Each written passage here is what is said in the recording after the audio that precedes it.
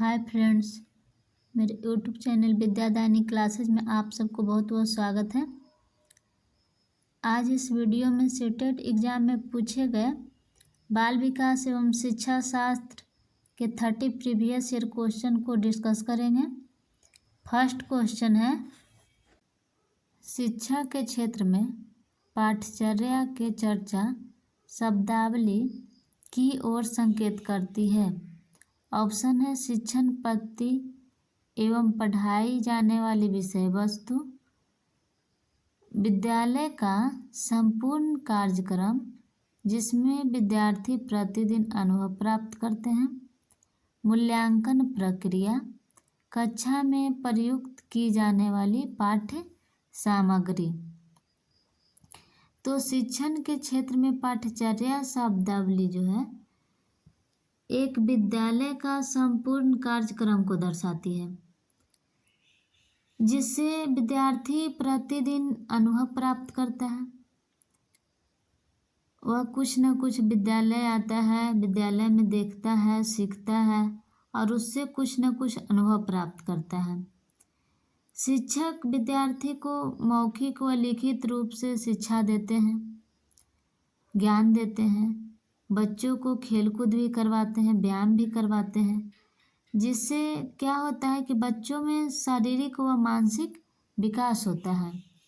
इसलिए इसका right answer होगा विद्यालय का संपूर्ण कार्यक्रम जिसमें विद्यार्थी प्रतिदिन अनुभव प्राप्त करता है।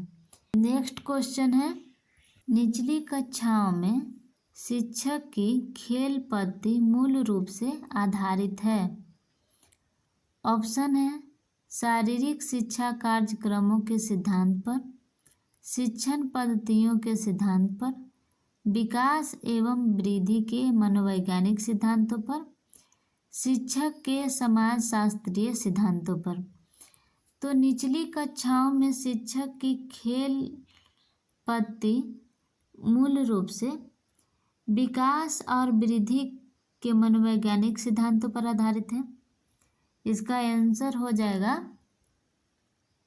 राइट आंसर हो जाएगा विकास एवं वृद्धि के मनोवैज्ञानिक सिद्धांतों पर, क्योंकि खेल से खास तौर पर बालक का शारीरिक व मानसिक विकास होता है। ये जो है खेल कूद जो है बच्चों के शारीरिक व मानसिक विकास पर बल देता है, इसलिए इसका राइट आंसर हो जाएगा विकास एवं वृद्धि के मनोवैज्ञानिक सिद्धांतों पर। नेक्स्ट क्वेश्चन है, एक बच्चा अतीत की समान परिस्थितियों में की गई अनुक्रियाओं के आधार पर नई स्थिति के प्रति अनुक्रिया करता है। यह किससे संबंधित है? ऑप्शन है सीखने का सादृश्यता का नियम, सीखने का प्रभाव का नियम, सीखने की प्रक्रिया का आवृत्ति नियम, सीखने का तात्पर्यता नियम। इसका राइट आंसर होगा सीखने की सादृश्यता नियम। नेक्स्ट क्वेश्चन है, डिस्लेक्सिया किससे संबंधित है? डिस्लेक्सिया किससे संबंधित है? तो डिस्लेक्सिया पठन विकार से संबंधित है। इस बीमारी से ग्रसित बच्चों को पढ़ने में कठिनाइयाँ होती हैं, वह पढ़ नहीं पाता है ठीक से, जिससे बच्चों में पढ़ाई के प्रति नकारात्मक भाव पैदा होता है। वह पढ़ने के प्रति अरुचि उसमें पैदा हो जाता है, इसलिए इसका राइट आंसर होगा पठन विकार। वह पठन पाठन में उसको कठिनाई होती है। नेक्स्ट क्वेश्चन है, विशेष आवश्यकता वाले बच्चों को शिक्षा उपलब्ध कराई जानी चाहिए। विशेष आवश्यकता वाले बच्चों को शिक्षा उपलब्ध कराई जानी चाहिए। ऑप्शन है अन्य समान बच्चों के साथ, विशेष विद्यालयों में विशेष बच्चों के लिए विकसित पद्धतियों द्वारा, विशेष विद्यालयों में विशेष शिक्षकों द्वारा। इसका राइट आंसर है अन्य समान बच्चों के साथ। ताकि समान बच्चों के साथ जो विशिष्ट बच्चा है वह घुल मिल जाते हैं। उसकी कार्य प्रणाली, उनके कामों को आसानी से वह समझने लगता है और उसको आसानी से ग्रहण करता है, उसे आसानी से आत्मसात करने लगता है। इसलिए इसका राइट आंसर होगा अन्य समान बच्चों के साथ। नेक्स्ट क्वेश्चन है, आकलन को उपयोगी और रोचक प्रक्रिया बनाने के लिए के प्रति सचेत होना चाहिए। ऑप्शन है, आकलन को उपयोगी और रोचक प्रक्रिया बनाने के लिए के प्रति सचेत होना चाहिए। इसका ऑप्शन है, अलग अलग विद्यार्थियों में तुलना करना चाहिए, अलग अलग विद्यार्थियों में तुलना करना, विद्यार्थियों को बुद्धिमान या औसत विद्यार्थियों की उपाधि देना, शैक्षिक और सह-शैक्षिक क्षेत्र में विद्यार्थियों के सीखने के बारे में जानकारी प्राप्त करने के लिए विविध तरीकों का प्रयोग करना, प्रतिपुष्टि देने के लिए तकनीकी भाषा का प्रयोग करना। इसका राइट आंसर है, शैक्षिक और सह-शैक्षिक क्षेत्रों में विद्यार्थियों को सीखने के बारे में जानकारी प्राप्त करने के लिए विविध तरीकों का प्रयोग करना, ताकि वह विभिन्न तरीकों का प्रयोग करके वह सीख सकते हैं और उसको सीखने के प्रति उसको रोचक बनाया जा सकता है, आकलन करने में भी उपयोगी होता है। इसलिए इसका राइट आंसर होगा, शैक्षिक और सह-शैक्षिक क्षेत्रों में विद्यार्थी को सीखने के बारे में जानकारी प्राप्त करने के लिए विविध तरीकों का प्रयोग करना। नेक्स्ट क्वेश्चन है, प्रतिभाशाली होने का संकेत नहीं है। प्रतिभाशाली होने का संकेत नहीं है। ऑप्शन है, सृजनात्मक विचार, दूसरों के साथ झगड़ना, अभिव्यक्ति में जिज्ञासा। इसका राइट आंसर होगा दूसरों के साथ झगड़ना। प्रतिभाशाली बच्चे जो होते हैं वह वाद विवाद, दूसरों के साथ लड़ाई झगड़ा, ये सब उनको पसंद नहीं होता है, ये सब उनका उद्देश्य नहीं होता है। एक प्रतिभाशाली बच्चों का सदैव ये उद्देश्य होता है कि वे अपने लक्ष्य के प्रति अग्रसर रहते हैं। उनका लक्ष्य मेन रूप से लक्ष्य को प्राप्ति करने का उद्देश्य होता है। वह सदैव सृजनात्मक विचार वाला होता है, वह जिज्ञासु होता है, वह किसी भी काम को करने के प्रति उसके पास जिज्ञासा होता है। वह बच्चा जो होता है जो भी बोलता है या करता है उसमें नवीनता होती है। वह सदैव चिंतन प्रक्रिया वाले बच्चे होते हैं और उसका मकसद ये नहीं होता है कि दूसरों के साथ लड़ाई झगड़ा करना। ये सब प्रतिभाशाली बच्चों का संकेत नहीं है। इसलिए इसका राइट आंसर होगा दूसरों के साथ झगड़ना। नेक्स्ट क्वेश्चन है, बच्चे दुनिया के बारे में अपनी समझ का सृजन करते हैं, इसका श्रेय किसको जाता है?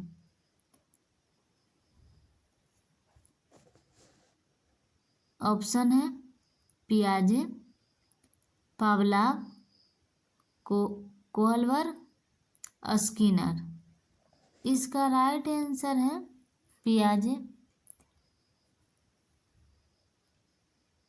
पियाजे के अनुसार बच्चे दुनिया के बारे में अपनी समझ का सृजन करते हैं। पियाजे का कहना है कि बच्चे जो होते हैं नन्हे वैज्ञानिक होते हैं। इन्होंने बच्चों को नन्हे वैज्ञानिक के रूप में माना, इसलिए इसका राइट आंसर पियाजे होगा। नेक्स्ट क्वेश्चन है, कृतिका अक्सर घर में ज़्यादा बात नहीं करती है। कृतिका कोई लड़की का नाम है जो अक्सर घर में ज़्यादा बात नहीं करती है, लेकिन विद्यालय में वह काफ़ी बात करती है। यह दर्शाता है कि ऑप्शन है विद्यालय हर समय बच्चों को खूब बात करने का अवसर देता है। शिक्षकों की यह मांग होती है कि बच्चों विद्यालय में खूब बात करें।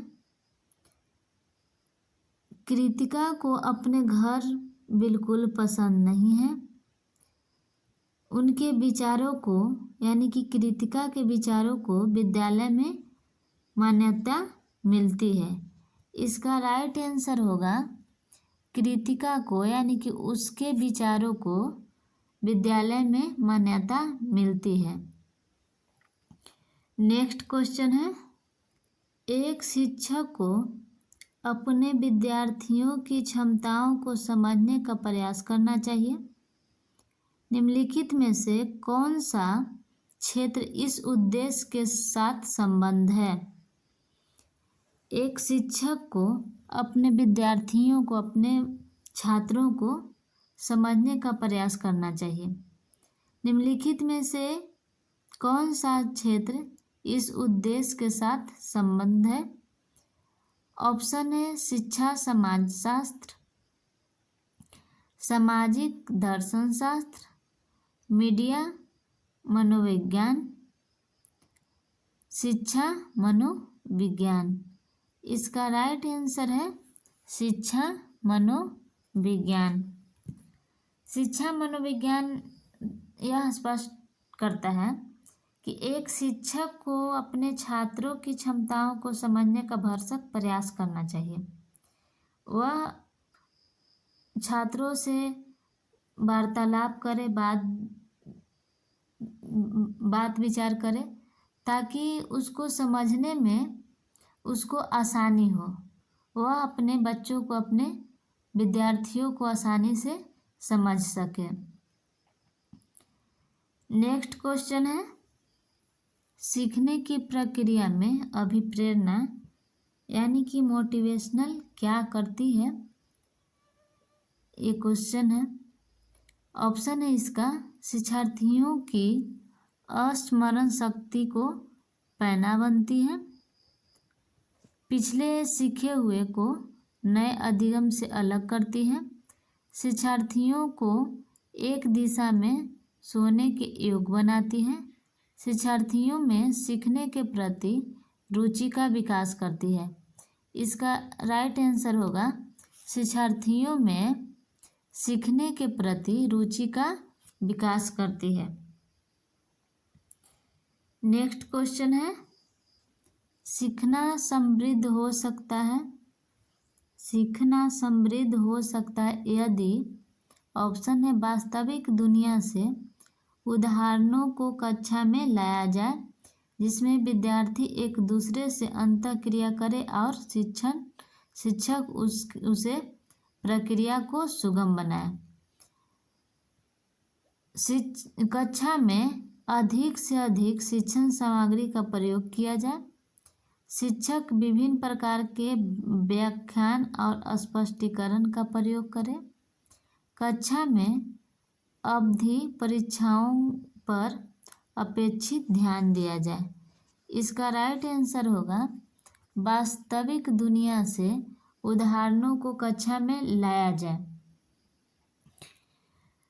जिसमें विद्यार्थियों जो है एक दूसरे से अंतःक्रिया करेगा, एक दूसरे से बातचीत करेगा और शिक्षक जो है उसके प्रक्रिया को सुगम यानी कि आसान बनाएगा। नेक्स्ट क्वेश्चन है, निम्न में से कौन से कथन को सीखने की प्रक्रिया की विशेषता नहीं मानना चाहिए? यहाँ पे नहीं मानना चाहिए नेगेटिव वर्ड का प्रयोग किया गया है कि निम्न में से कौन से कथन को सीखने की प्रक्रिया की विशेषता नहीं मानना चाहिए।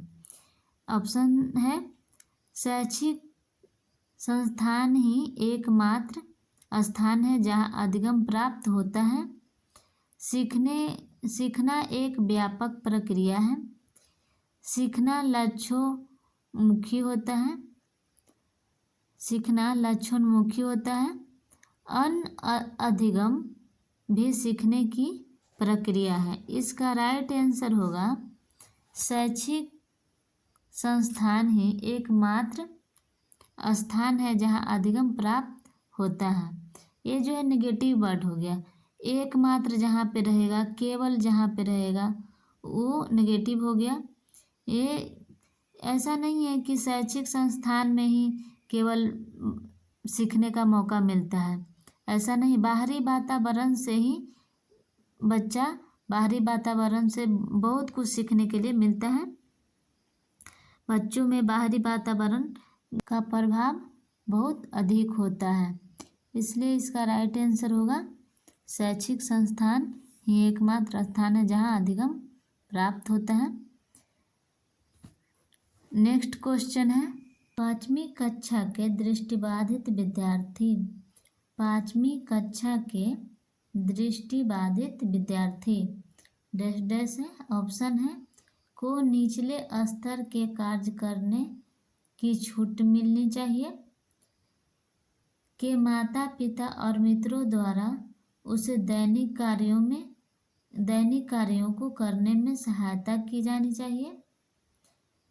अगला है के साथ कक्षा में समान रूप से व्यवहार किया जाना चाहिए और श्रव्य सीडी के माध्यम से सहायता उपलब्ध कराई जानी चाहिए। अगला है के साथ कक्षा में विशेष व्यवहार किया जाना चाहिए। इसका राइट आंसर होगा पाँचवीं कक्षा के दृष्टिबाधित विद्यार्थी को कक्षा में सामान्य रूप से व्यवहार किया जाना चाहिए, सीडी श्रव्य के माध्यम से सहायता उपलब्ध करानी चाहिए कि ताकि उसको सुन करके किसी भी चीज़ को जल्दी से वे सीखे। इसका राइट आंसर होगा सी नंबर ऑप्शन कि कक्षा में सामान्य रूप से व्यवहार करना चाहिए, उसके साथ भी सामान्य रूप से व्यवहार हो, सबके जैसा उसको भी अधिकार वहाँ मिलना चाहिए और उसे श्रव्य सीडी के माध्यम से सहायता उपलब्ध कराई जानी चाहिए। नेक्स्ट क्वेश्चन है, प्राथमिक स्तर पर एक शिक्षक में निम्न में से किससे संबंधित महत्वपूर्ण विशेषता मानना चाहिए। ऑप्शन है पढ़ने की उत्सुकता, धैर्य और दृढ़ता, शिक्षण पद्धतियों और विषयों के ज्ञान में दक्षता, अति मानक भाषा में पढ़ने में दक्षता। इसका राइट आंसर होगा धैर्य और दृढ़ता। प्राथमिक स्तर के शिक्षक को धैर्य बनाए रखना चाहिए, धैर्यतापूर्वक के साथ बच्चों को शिक्षा देनी चाहिए, ताकि प्राथमिक स्तर पर बच्चे जो होते हैं, छोटे बच्चे होते हैं, तो उनको सिखाने में धैर्यता और दृढ़ता की ज़रूरत होती है। उस बच्चे को सिखाने में वो बार बार गलती करता है, सीखता बहुत तो जल्दी नहीं सीख पाता है, इसलिए शिक्षक को उबाऊ नहीं होना चाहिए, धैर्यता और दृढ़ता बनाए रखना चाहिए। नेक्स्ट क्वेश्चन है, वह अवस्था जब बच्चा तार्किक रूप से वस्तुओं व घटनाओं के विषय में चिंतन प्रारंभ करता है डैश डैश है। वह अवस्था जब बच्चा तार्किक रूप से वस्तुओं व घटनाओं के विषय में चिंतन प्रारंभ करता है वह है, ऑप्शन है संवेदी प्रेरक अवस्था, औपचारिक यानी कि अमूर्त सक्रियात्मक अवस्था, पूर्व सक्रियात्मक अवस्था या मूर्त सक्रियात्मक अवस्था। इसका राइट आंसर है मूर्त सक्रियात्मक अवस्था। मूर्त सक्रियात्मक अवस्था में बच्चे जो होते हैं वह तार्किक रूप से वस्तुओं व घटनाओं के विषय में चिंतन करना प्रारंभ कर देता है, चिंतन करना शुरू कर देता है। नेक्स्ट क्वेश्चन है, एक शिक्षक अपने लोकतांत्रिक स्वभाव के कारण विद्यार्थियों को पूरी कक्षा में कहीं भी बैठने की अनुमति देता है। एक शिक्षक जो है अपने लोकतांत्रिक स्वभाव के कारण, वो जो लोकतांत्रिक स्वभाव का प्रयोग करता है जिसके कारण छात्रों को पूरी कक्षा में यानी कि पूरी कक्षाओं में वह कहीं भी बैठने का अनुमति दे देता है। कुछ शिक्षार्थी एक साथ बैठते हैं और चर्चा करते हैं या सामूहिक पठन करते हैं। कुछ चुपचाप बैठकर अपने आप पढ़ते हैं। एक अभिभावक को यह पसंद नहीं आता है। इस स्थिति से निपटने का निम्न में से कौन सा तरीका सबसे बेहतर हो सकता है? ऑप्शन है, अभिभावकों को प्रधानाचार्य से शिक्षक की शिकायत करनी चाहिए। अभिभावकों को प्रधानाचार्य से अनुरोध करना चाहिए कि वह उनके बच्चे का अनुभाग बदल दें। अभिभावकों को शिक्षक पर विश्वास व्यक्त करना चाहिए और शिक्षक के साथ समस्या पर चर्चा करनी चाहिए। अभिभावकों को उसे विद्यालय से अपने बच्चे को निकाल लेना चाहिए।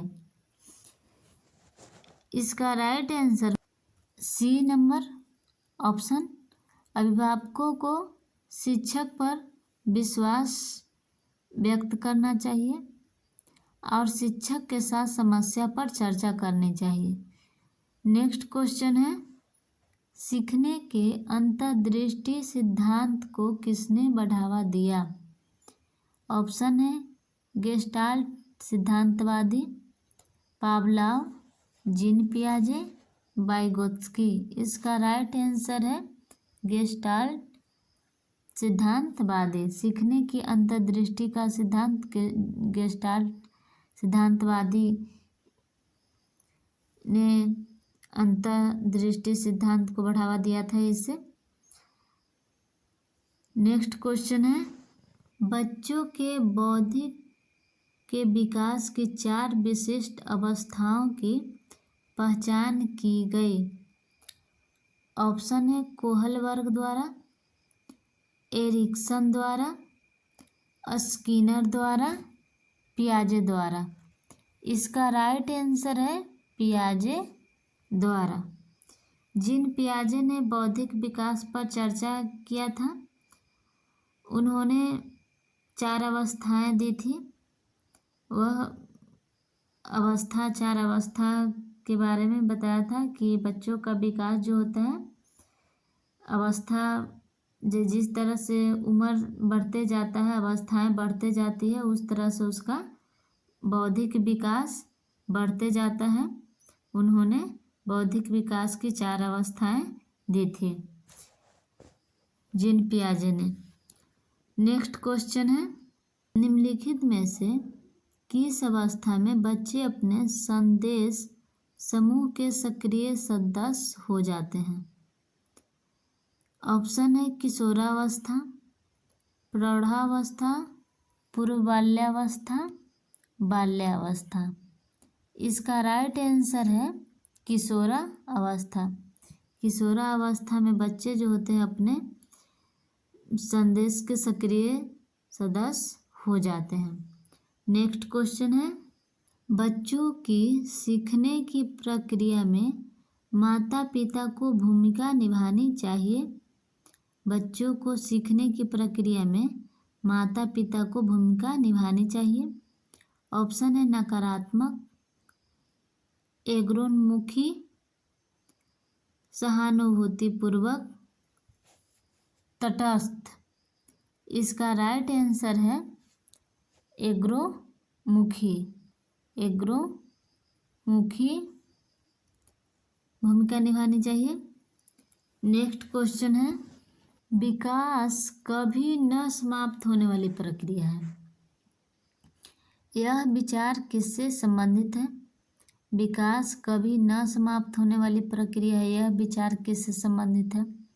ऑप्शन है अंतः संबंध का सिद्धांत, निरंतरता का सिद्धांत, एकीकरण का सिद्धांत, अंतः क्रिया का सिद्धांत। इसका राइट आंसर होगा निरंतरता का सिद्धांत। विकास जो होता है क्रमबद्ध अवस्था होती है। विकास क्रमबद्ध अवस्था होती है जो सतत गतिमान रहती है। यह जो है कभी समाप्त होने वाली अवस्था नहीं होती है, यह निरंतर चलते रहती है। यानी कि जब बच्चा गर्भ में होता है, माँ के गर्भ से ही इसका विकास स्टार्ट हो जाता है और यह विकास जब तक चलते रहता है जब तक कि उसकी मृत्यु न हो जाए। यानी कि गर्भावस्था से लेकर के मृत्यु पर्यंत तक यह विकास निरंतर चलते रहती है, इसलिए इसको निरंतरता का सिद्धांत कहा जाता है। नेक्स्ट क्वेश्चन है, वह कौन सा स्थान है जहाँ बच्चों के संज्ञानात्मक विकास को सबसे बेहतर तरीके से परिभाषित किया जा सकता है?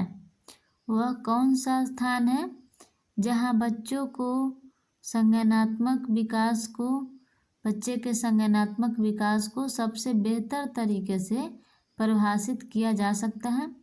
ऑप्शन है खेल का मैदान, विद्यालय एवं कक्षा पर्यावरण, सभागार, घर। इसका राइट आंसर है विद्यालय एवं कक्षा पर्यावरण। विद्यालय एवं कक्षा पर्यावरण। नेक्स्ट क्वेश्चन है, निम्न में से कौन सा बुद्धिमान बच्चे का लक्षण नहीं है? यहाँ पे बुद्धिमान बच्चे का लक्षण नहीं कह रहा है कि वह कौन सा, इसमें से कौन सा ऑप्शन है जो बुद्धिमान बच्चे का लक्षण नहीं है। ऑप्शन है वह जो लंबे निबंधों को बहुत जल्दी रटने की क्षमता, वह जो प्रभावपूर्ण एवं उचित तरीके से संप्रेषण करने की क्षमता रखता है, हुआ है जो अमूर्त रूप से सोचता रहता है, हुआ है जो नए परिवेश में स्वयं को समायोजित कर सकता है। इसका राइट आंसर है वह जो लंबे निबंधों को बहुत जल्दी रटने की क्षमता। इसका राइट आंसर होगा। नेक्स्ट क्वेश्चन है, को एक अभिप्रेरित शिक्षक का संकेत माना जाता है।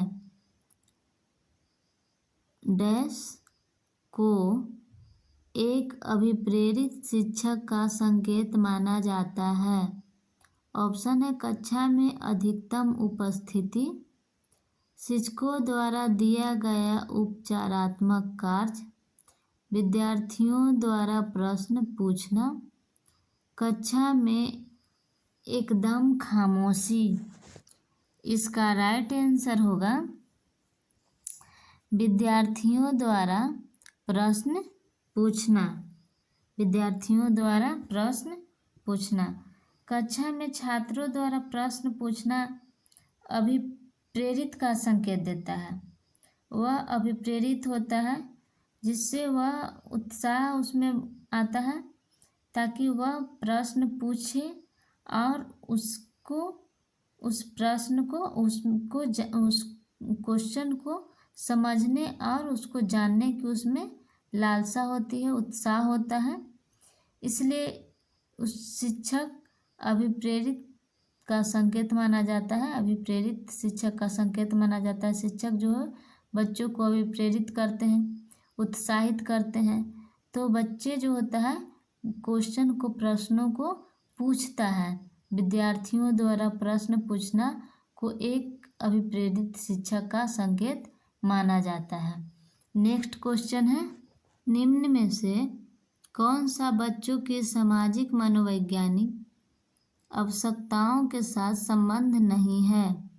ऑप्शन है सामाजिक अनुमोदन अथवा सराहना की आवश्यकता, संवेदनात्मक सुरक्षा की आवश्यकता, शरीर से अपशिष्ट पदार्थों का नियमित रूप से बाहर निकालना, सान्निध्य संगीत की आवश्यकता।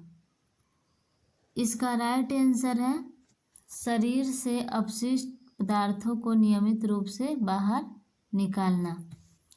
नेक्स्ट क्वेश्चन है, मन का मानचित्रण संबंधित है। मन का मानचित्रण संबंधित है। ऑप्शन है बौद्ध समाज बढ़ाने की तकनीकी से, साहसिक कार्यों की क्रिया योजना से, मन का चित्र बनाने से, मन की क्रियाशीलता पर अनुसंधान से। इसका राइट आंसर होगा मन की क्रियाशीलता पर अनुसंधान से। मन का चित्रण जो है मन की क्रियाशीलता पर अनुसंधान से संबंधित है। नेक्स्ट क्वेश्चन है, विशेष रूप से प्राथमिक स्तर पर विद्यार्थियों की सीखने संबंधी समस्याओं को संबोधित करने का सबसे बेहतर तरीका है। विशेष रूप से प्राथमिक स्तर पर विद्यार्थियों की सीखने संबंधी समस्याओं को संबोधित करने का सबसे बेहतर तरीका है। ऑप्शन है अक्षमता के अनुरूप विभिन्न शिक्षण पद्धतियों का प्रयोग करना, महंगी और चमकदार सहायक सामग्री का प्रयोग करना, सरल और रोचक पाठ्य पुस्तकों का प्रयोग करना, कहानी कथन पद्धति का प्रयोग करना। इसका राइट आंसर है अक्षमता के अनुरूप विभिन्न शिक्षण पद्धतियों का प्रयोग करना। नेक्स्ट क्वेश्चन है, पियाजे के अनुसार निम्नलिखित में से कौन सी अवस्था में बच्चा अमूर्त संकल्पनाओं के विषय में तार्किक चिंतन करना आरंभ करता है। ऑप्शन है मूर्त सक्रियात्मक अवस्था, जिसका एज होता है 7 से 11 वर्ष। औपचारिक सक्रियात्मक अवस्था, इसको अमूर्त सक्रियात्मक अवस्था भी कहा जाता है, जो 11 वर्ष से ऊपर होता है। संवेदी प्रेरक अवस्था 0 से 2 वर्ष, इसको इंद्रिय गामक अवस्था भी बोला जाता है, संवेदी प्रेरक अवस्था को। आगे पुरुष सक्रियात्मक अवस्था। इसका राइट आंसर होगा औपचारिक सक्रियात्मक अवस्था 11 वर्ष से ऊपर, अमूर्त सक्रियात्मक अवस्था। पियाजे के अनुसार अमूर्त संकल्पनाओं के विषय में तार्किक चिंतन जो है अमूर्त सक्रियात्मक अवस्था में करना प्रारंभ करता है, औपचारिक सक्रियात्मक अवस्था में बच्चा करना प्रारंभ करता है। यह जो होता है अमूर्त सक्रियात्मक अवस्था जो होता है यह संज्ञान की सर्वोच्च अवस्था होता है। इसमें बच्चा अमूर्त चिंतन करने लगता है, यानी कि निर्णय लेना, सोचना, समझना, समस्या समाधान करना, ये सब क्षमता का विकास इस अवस्था में हो जाता है। नेक्स्ट क्वेश्चन है, निम्न में से कौन सा शिक्षार्थियों में सृजनात्मक का पोषण करता है? निम्न में से कौन सा शिक्षार्थियों में सृजनात्मक का पोषण करता है? ऑप्शन है अच्छी शिक्षा के व्यवहारिक मूल्य के लिए विद्यार्थियों का शिक्षण, प्रत्येक शिक्षार्थी की अंतर्जात प्रतिभाओं का पोषण करने एवं प्रश्न करने का अवसर उपलब्ध कराना, विद्यालय जीवन के प्रारंभ से उपलब्धि के लक्षण पर बल देना, परीक्षा में अच्छे अंकों के लिए विद्यार्थियों की कोचिंग। इसका राइट आंसर है प्रत्येक शिक्षार्थी की अंतर्जात प्रतिभाओं का पोषण करने एवं प्रश्न करने का अवसर उपलब्ध कराना। अब हम लोग मिलेंगे नेक्स्ट वीडियो में इसी तरह के प्रीवियस ईयर क्वेश्चन के साथ। तब तक आप लोग मस्त रहिए, स्वस्थ रहिए। धन्यवाद।